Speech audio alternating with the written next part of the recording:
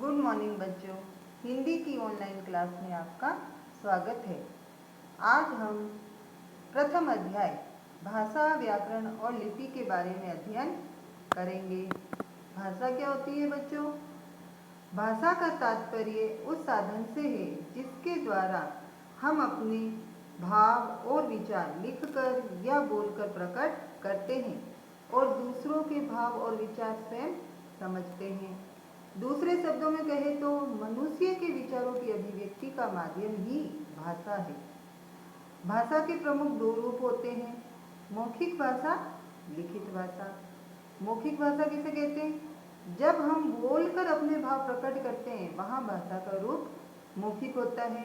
और लिखित भाषा, जब हम लिखकर अपने भाव प्रकट करते हैं वहाँ भाषा का रूप लिखित होता है।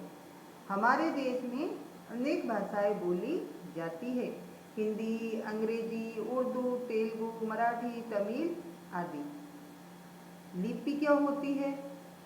जब हम बोलते हैं तो हमारे मुख से अनेक प्रकार की ध्वनियाँ निकलती है।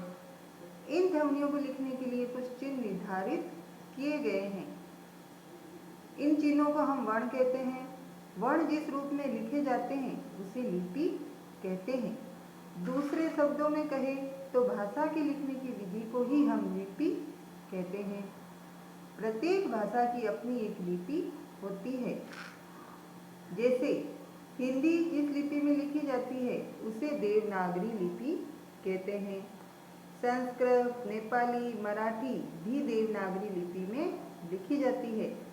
पंजाबी भाषा गुरुमुख लिपि में लिखी जाती है। अंग्रेजी भाषा को रोमन लिपि में लिखा जाता है। उर्दू फारसी लिपि में लिखी जाती है। बच्चों, आज के अध्याय में हमने भाषा और लिपि के बारे में पढ़ा।